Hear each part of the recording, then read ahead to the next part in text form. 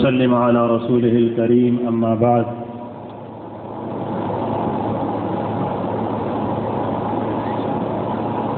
معزز اور قابل قدر علماء کرام اور یہاں موجود ہمارے کئی کرم فرما حضرات، آج کے اس اجلاس کے داعی حضرت مولانا مفتی محمد حمزہ صاحب دامت ظلہ العالی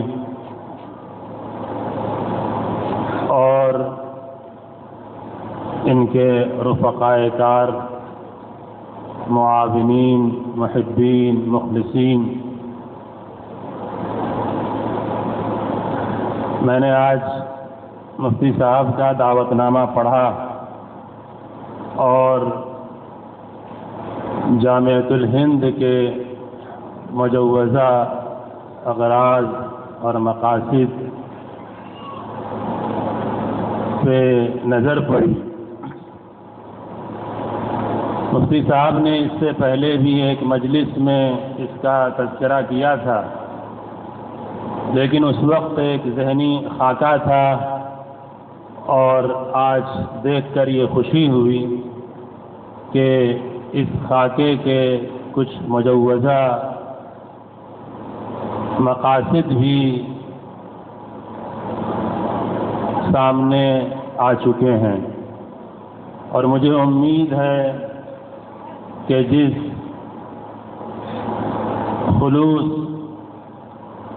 اور جذبے سے اس سمت قدم اٹھایا جا رہا ہے، خدا کرے یہ بار آور ثابت ہو اور اس کے اثرات پورے ملک میں، بالخصوص مشرقی اتر پردیش میں اور اس دیار میں نافعیت لے کر آئیں۔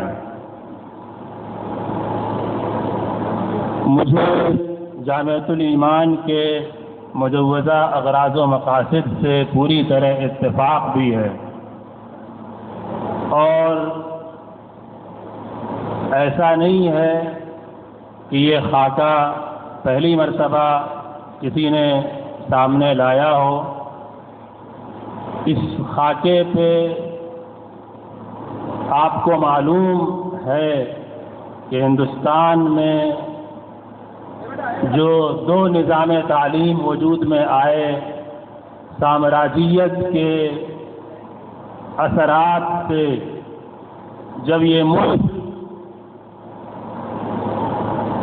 مختلف مراحل سے گزرتا گیا اور برطانیہ نے اس ملک میں اپنے تہذیبی تمدنی اثرات ڈالے، اور اس کے نتائج میں یہاں کے مسلمانوں پہ جو سب سے زیادہ تبدیلیاں مرتب ہوئیں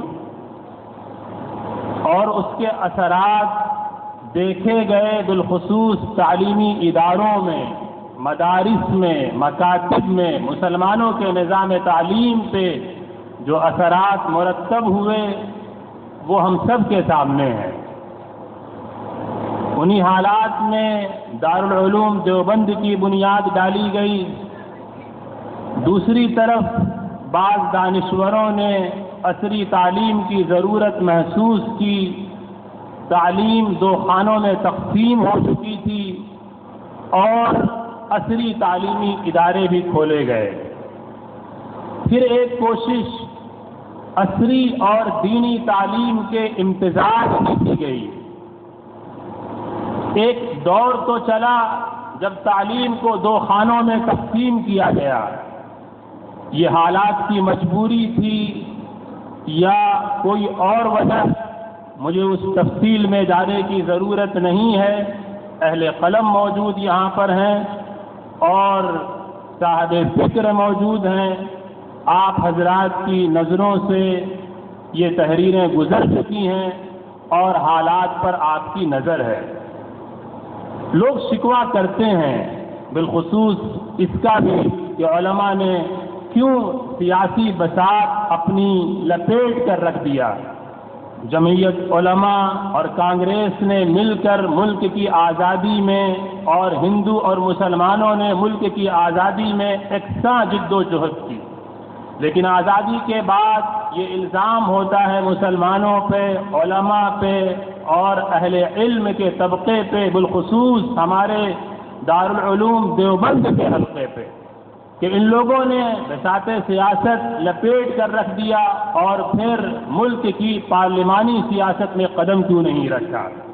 یہ بھی ایک شکوہ ہے اور یہ بھی ایک حقیقت ہے، اور اس کا جواب بھی آپ کو معلوم ہے، مجھے اس پر بھی گفتگو نہیں کرنی ہے۔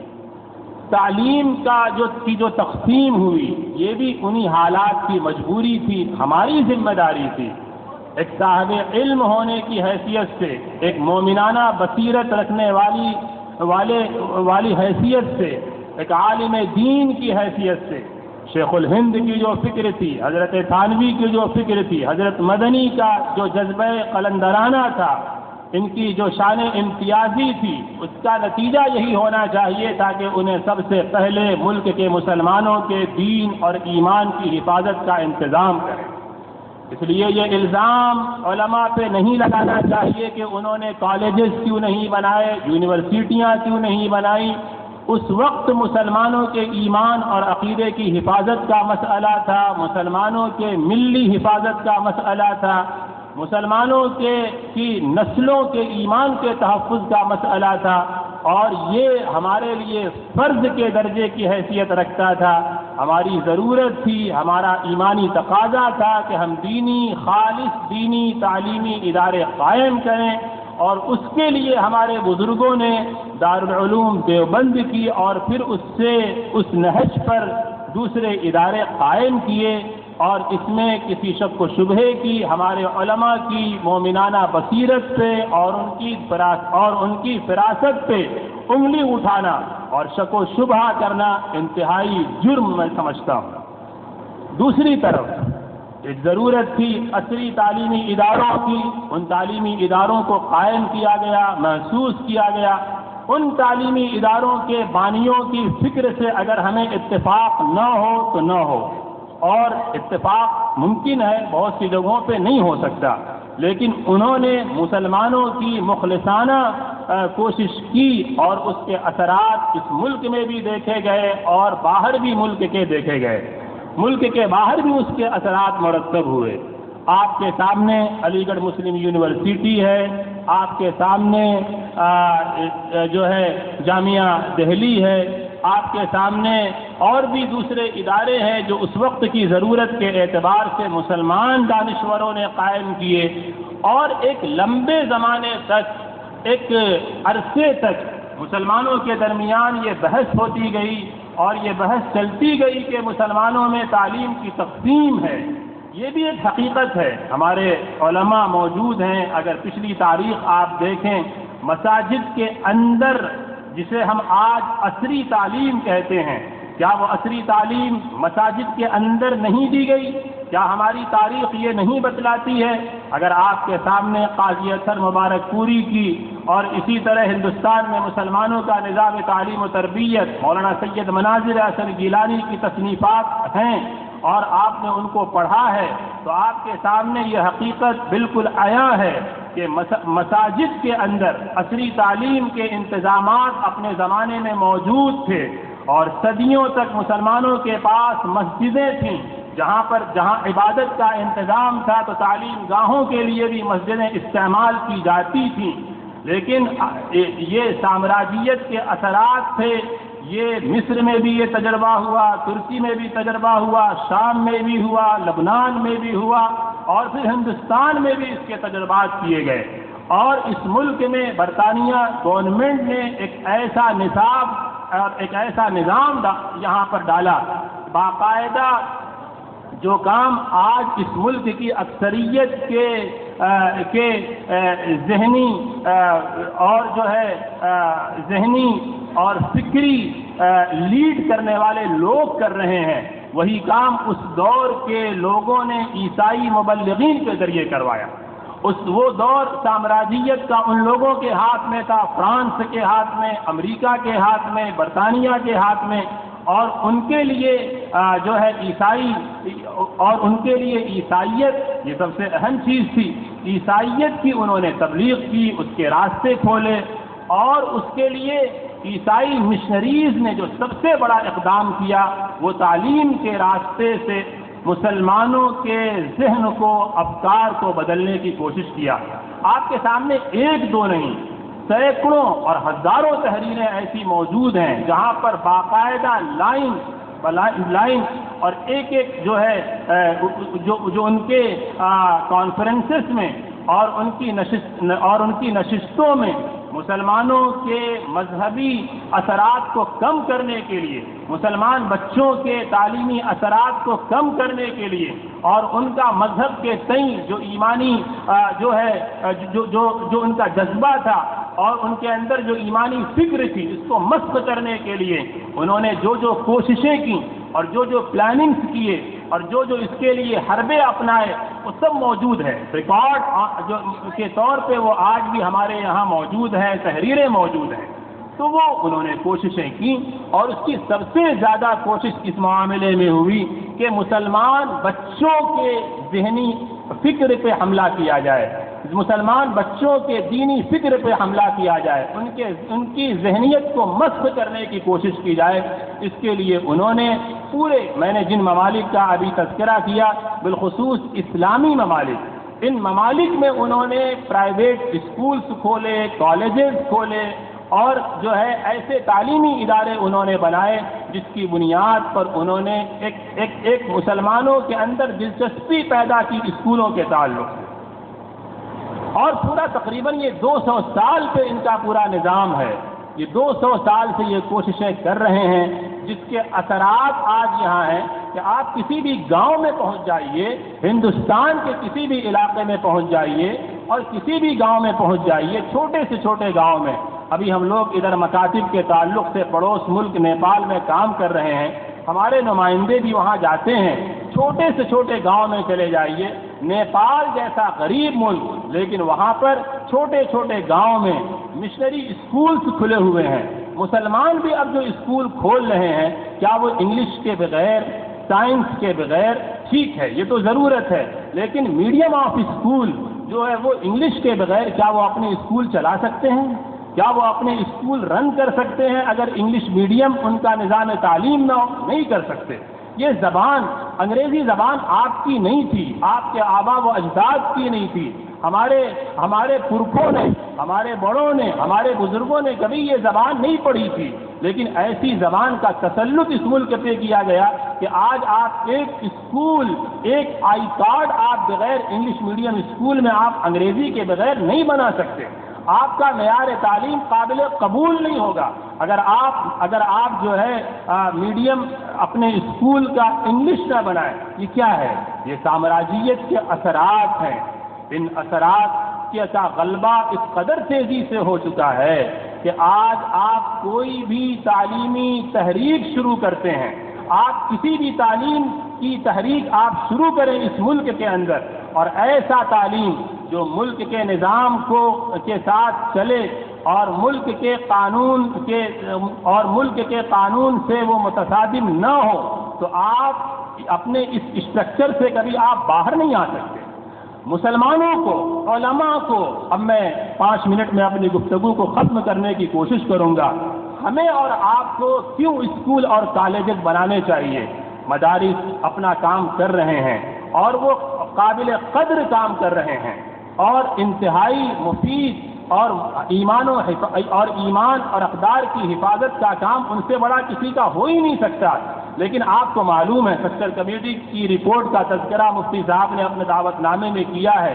حیرت ہوگی سیکٹر کمیٹی کی رپورٹ کو پڑھ کر، یہ مسلمانوں کو بار بار شرمندہ کرنے کے لیے، مسلمانوں کو ذلیل کرنے کے لیے یہ رپورٹ تیار کی گئی ہے۔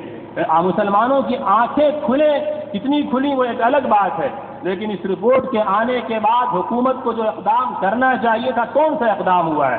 سیکٹر کمیٹی کی رپورٹ مسلمانوں کی تذلیل ہے، مسلمانوں کی توہین ہے، اور خدا کرے اگر ہماری آنکھیں کھل جائیں تو یہ ہمارے لیے نعمت بھی ہے۔ اس رپورٹ نے یہ ثابت کیا ہے کہ ملک کے آخری درجے کے جو یہاں پر قومیں آباد ہیں ان سے بری حالت مسلمانوں کی ہے، معاشی اعتبار سے بھی، تعلیمی اعتبار سے بھی، اقتصادی اعتبار سے بھی۔ ان حالات میں کیا ہماری ذمہ داری نہیں ہے؟ یہ سچ بات ہے کہ آج مدارس سے ہزاروں علماء ایک ساتھ فارغ ہو کے آ رہے ہیں۔ صرف دارالعلوم دیوبند 1500 علماء کو فارغ کرتا ہے، مظاہر علوم ہے، ندوۃ العلماء ہے، اور اسی طرح جامعہ اشاعت العلوم عقل کنواں ہے۔ اس کے علاوہ آپ کے مشرقی اتر پردیش میں، پورے گجرات میں مدارس کے جال بچھے ہوئے ہیں، ہزاروں علماء نکل رہے ہیں۔ کیا یہ سارے علماء مساجد کے لیے کافی ہو جا رہے ہیں؟ کیا یہ سارے علماء مسجدوں کے اور ان سب کو مسجدوں کی امامت مل جا رہی ہے؟ سب کو مدرسوں کی قیادت مل جا رہی ہے؟ ان کے ایسا نہیں ہے۔ آپ بھی اس حقیقت کو جانتے ہیں، ایک بڑی تعداد ہمارے علماء کی وہ ہے جو یہاں پر نہیں ہے۔ کیا ایسے علماء اس لائق نہیں بن سکتے ہیں؟ کیا انہیں اس صلاحیت کا حامل نہیں بنایا جا سکتا ہے کہ وہ اسکول کھولیں، وہ کالجز کھولیں، وہ یونیورسٹیاں کھولیں؟ آپ کو چاہیے کہ آپ ادارے کھولیں۔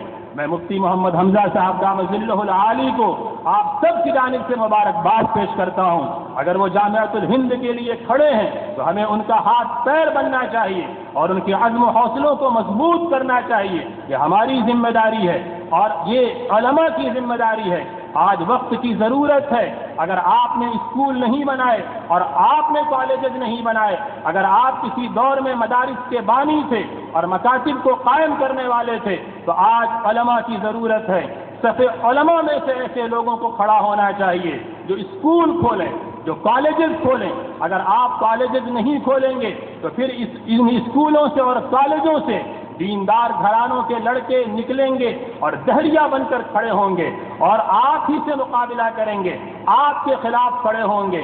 ہمیں معلوم ہے الحاد، لادینیت اور اسی طرح سے دین بیزاری یہ جو ہمارے اسکولوں اور کالجوں سے پیدا ہو رہی ہے۔ میں ان تعلیمی اداروں کے بیچ میں صبح سے شام تک رہتا ہوں۔ وہ لڑکیاں جو دینی گھرانوں کی ہیں اور پی جی کر رہی ہیں، میں ان لڑکیوں سے تذکرہ کرتا ہوں۔ ان کے سامنے جب گفتگو ہوتی ہے اور اسلامی جو شعائر ہیں ان کے تعلق سے جو قوانین ہیں، عائلی قوانین، اس کے تعلق سے وہ عجیب کشمکش کی شکار ہیں۔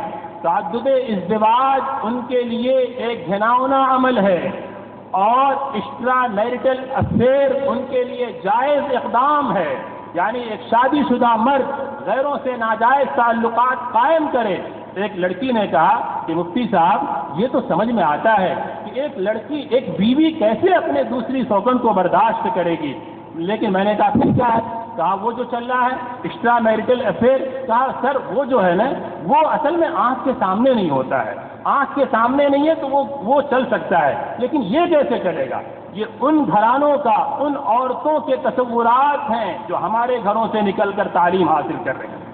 اگر آپ کالجز نہیں بنائیں گے تو اس فکر کے لوگ پیدا ہوں گے، ہمارے اور آپ کے گھروں کے آنگن سے ایسے لوگ پیدا ہوں گے۔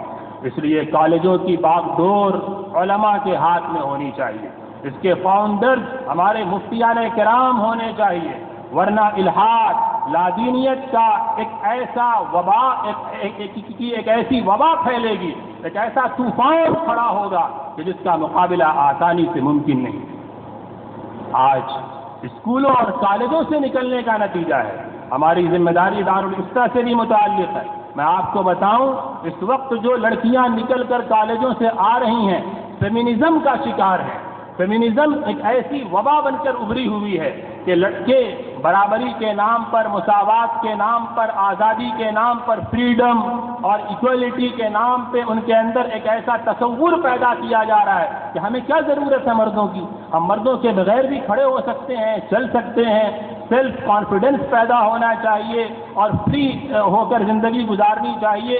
ایک مسئلہ ہمارے سامنے آیا، معلوم ہوا کہ اس گھر میں 4 خواتین ہیں، 4 بہنیں ہیں اور چاروں بہنیں، اس صاحب نے تو بتایا کہ میری ایک سالی ہے بڑی والی، وہ ہماری بیوی کو بتاتی ہیں، وہ یہ بتاتی ہیں کہ تم کیا بے وجہ اپنے شوہر کا جو ہے بوجھ لے کر گھوم رہے ہو، کیوں یہ بوجھ لے کر گھوم رہے ہو، یہ بوجھ اٹھا کر پھینکو نا، دیکھو میں ہوں، 2 لاکھ 3 لاکھ روپے جو ہے منتھلی پیکیج پہ ان کو جو ہے کام ملا ہوا ہے، کیا ضرورت ہے انہیں مرد کی؟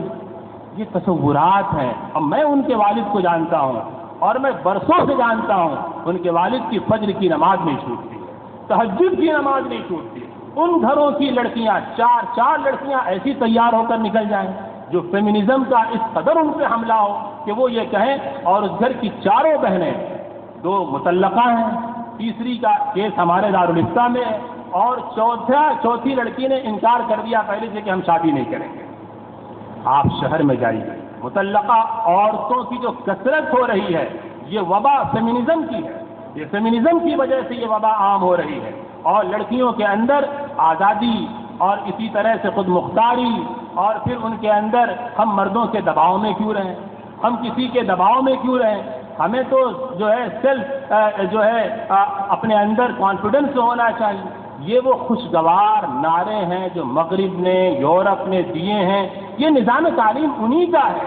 جب ان کے نظام تعلیم سے مرعوب ہو کر ہمارے ادارے چلیں گے تو اس کا پھل وہی آئے گا جو یورپ چاہتا ہے، جو مغرب چاہتا ہے۔ اس لیے ضرورت ہے آج اسکولوں کی، مجھے معاف کیجئے گا، ابھی بہت قریب تک ہمارے یہاں یہی بحث ہوتی تھی کہ اسکول کھولیں گے کیا پروفٹ آئے گا، بہت سارے بزنس ہیں، ایک یہ بھی بہت اچھا بزنس ہے، بڑا حلال بزنس ہے، بڑا پاکیزہ صاف ستھرا کاروبار ہے۔ میرے بزرگوں اور معزز علماء، میں آپ سے کہنا چاہتا ہوں، اس کام کو بے لوث ہو کر کرنے کی ضرورت ہے، اس کام کو بے لوث ہو کر کرنے کی ضرورت ہے، ایک دینی قیادت کے ساتھ کرنے کی ضرورت ہے، دینی فکر کے ساتھ کرنے کی ضرورت ہے، اس کام کو خالص دینی کام سمجھ کر کرنے کی ضرورت ہے۔ مفتی صاحب نے اپنے منصوبے میں لکھا ہے کہ ہم اس کے لیے میڈیکل کالج بھی بنائیں گے، انجینئرنگ کالج بھی بنائیں گے، بی ایڈ کالج بھی بنائیں گے۔ اللہ کرے کہ یہ ساری کوششیں بارآور ہوں اور اللہ تبارک و تعالی اس کے نفع کو عام و تام کرے۔ یہ ضرورت ہے، اگر ایسے ادارے ہمارے علماء نے قائم کیے تو مجھے امید ہے، اور ہم سب کو یہ امید رکھنی چاہیے کہ وقت بدل سکتا ہے، حالات بدل سکتے ہیں، فکر تبدیل ہو سکتی ہے، لیکن 1-2 دن کا کام نہیں ہے۔ جو لوگ اپنے علاقوں میں چھوٹے چھوٹے اسکول بنا سکتے ہوں وہ اسکول بنائیں، جو چھوٹے کچھ نہیں کر سکتے ایک پری پرائمری کا سیٹ اپ بنا سکتے ہیں 2000 اسکوائر فٹ میں، انہیں بھی چاہیے کہ وہ بھی اس کے لیے قدم اٹھائیں، اس کے لیے ٹریننگ لیں اور کوششیں کریں۔ مفتی صاحب کا تو ہائر ایجوکیشن کا پلان ہے، اور اللہ کرے کہ یہ بہتر سے بہتر بنے، اور اس کے لیے اگر ہائر ایجوکیشن میں ہمارا جو ہے حصہ ہو یہ بہت بڑی بات ہوگی۔ انویسٹمنٹ کا جو طریقہ بتایا گیا ہے یہ بھی صحیح بات ہے کہ یہ اسی ادارے کے تعاون کے طور پہ ہے۔ اللہ تبارک و تعالی ان کوششوں کو قبول فرمائے۔ وقت میں نے اگر کچھ زیادہ لے لیا ہو تو میں معافی کا خواستگار ہوں۔ جزاکم اللہ احسن الجزاء۔ السلام علیکم ورحمۃ اللہ وبرکاتہ۔